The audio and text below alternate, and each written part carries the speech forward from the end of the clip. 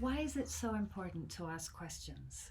You know, we're so used to speaking in the affirmative that when it comes to creating the negative or even asking questions, we might think that it's inappropriate to do that or even rude, perhaps. But actually, the truth is that most people really love being asked a good question. It gives them the opportunity to speak about something they know. Another reason to ask questions is that it helps us develop critical thinking skills. By the end of this video, you'll know what the 6 most common structures are for asking questions in English, and you'll be able to apply them straight away. In fact, stay until the end because I have a little challenge for you. Well, it might be a bit of a big challenge for you. I hope you're up for it. And then you'll be able to impress people with your fluency and confidence. Subscribe and click the bell to be notified when I upload new material every week. Okay, so let's get started with the 6 most common question forms in English. Ready? Let's go. So the first type is called closed questions. And we use this structure when we want a yes or no answer. All closed questions have exactly the same structure. Let's take a look. We have the auxiliary, a subject, a main verb, and a complement. Auxiliary, subject, main verb, complement. That is how we're going to ask all closed questions in English. For example, do you like ice cream? And as I said, all closed questions are for yes or no answers. Do you like ice cream? Yes, I do. No, I don't. We can ask questions in the past. Did she go to the party? And of course, the answer must match the question. Past, she. Yes, she did. No, she didn't. Have you tried the salad? Yes, I have. No, I haven't. Will they catch a train? Yes, they will. No, they won't. Are you enjoying the conference? Yes, I am. No, I'm not. So those are closed questions. The structure is always the same. Moving on to the second kind of question, these are open questions. So we're not expecting a yes or a no answer.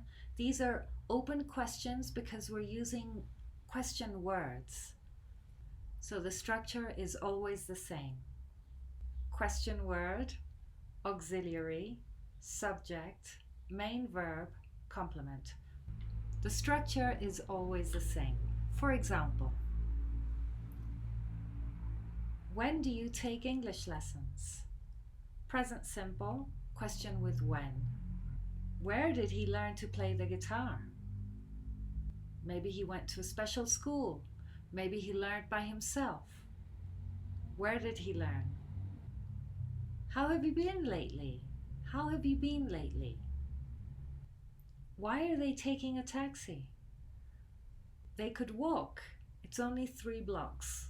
Why are they taking a taxi? How long will it take to get there? How long will it take to get there? So these are open questions, and the structure is always the same. We just add a question word before the previous structure. The third kind of question is what we call a negative question because the auxiliary or the modal at the beginning is in the negative form. And we use these questions when we have an expectation and it doesn't seem to have turned out that way. And so we're wondering like what, so isn't that supposed to have happened? Aren't you supposed to be somewhere else right now? So as we can see in the example here, hasn't the weather been beautiful this summer? Hasn't it? So I'm not really expecting you to say, no, it hasn't. Or, no, it's been terrible. Of course you can, but if I use a negative question, then I'm just trying to confirm something. I already have an idea, and I'm just questioning that particular scenario. Another example would be, shouldn't we wait for everyone before starting? Shouldn't we wait for everyone? Maybe we're still waiting for a few people. Most people have arrived, but we're waiting for one or two. And someone might be getting impatient. Okay, let's start. What time is it? But then someone might ask, shouldn't we wait for everyone before we start? So you can see that the structure is the same. Modal, subject, main verb, complement. The fourth type of question is called hypothetical question or unreal question. And this is a question that we can ask when whoever we're speaking with is looking at things from a perspective, and we would like them to perhaps look at that same situation from a different perspective. And so a hypothetical situation is inviting the person we're speaking with to look at whatever we're talking about from another point of view. For example, in an ideal world, how often would you go on holiday? Maybe the person is talking about not being able to go on holiday enough. You're talking about going on holidays and the person is saying, well, I work too hard. I'm never able to go on holiday. But then, you want to be friendly. You want to invite them to speak about what kind of holidays they would like. And so you can ask this kind of question. In an ideal world, how often would you go on holiday? The fifth kind of question is called question tags. Some people call them tag questions. I know them as question tags. I guess you can call them tag questions or question tags. It doesn't really matter. The fact is that question tags are questions that we create by first saying something in statement form and then adding a short question at the end. And the reason why we use question tags is there are two reasons. The first is that we really want to know. So it's just another way of asking a question. And the other is that we want to confirm something. We actually do know the answer, but we just want the other person to confirm. So let's look at a couple of examples here. Your sister's a doctor. So that's a statement. Your sister's a doctor, isn't she? Isn't she? Your sister's a doctor, isn't she? We don't do, your sister is a doctor. Isn't she? That sounds a little bit artificial. So the way it sounds when we're in the middle of conversation is, your sister's a doctor, isn't she? Another example is, they don't understand Finnish, do they? They don't understand Finnish, do they?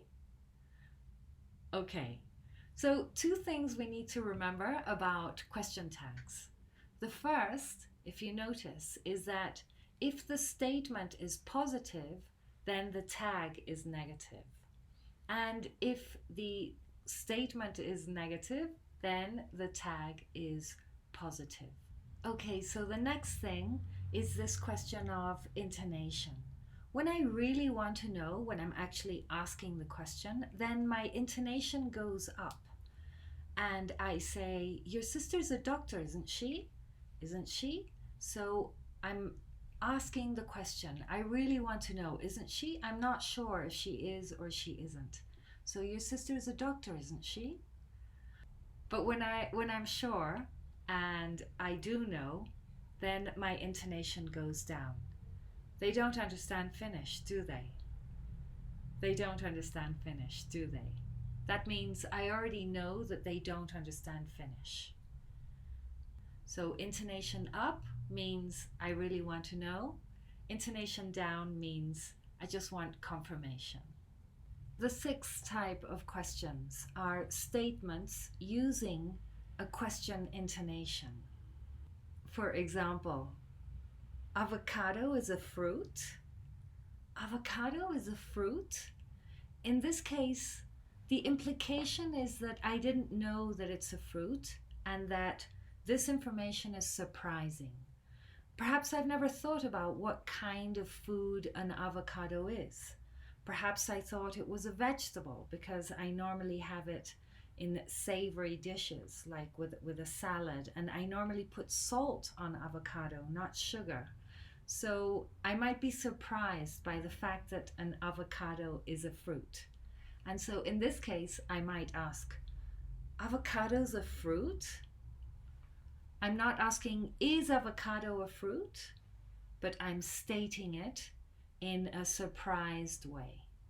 That is the sixth type of question. Okay, so remember I said I had a challenge for you at the beginning? So here it is.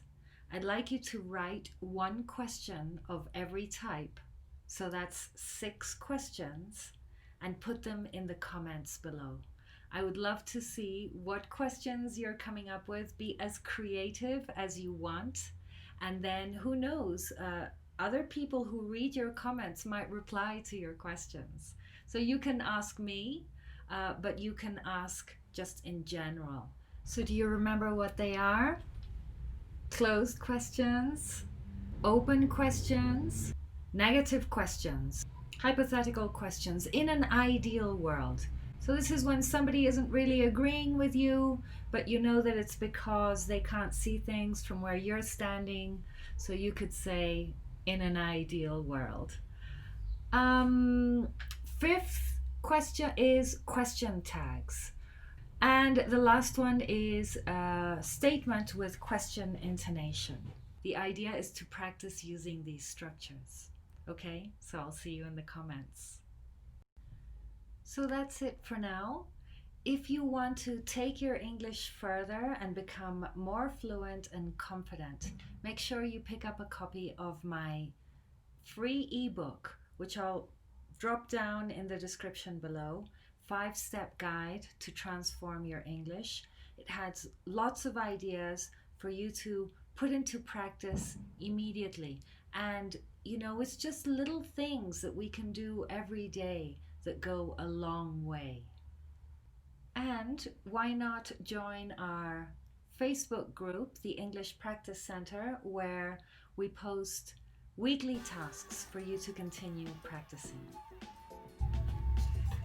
You can subscribe up there, and of course you can watch another video. Watch that one.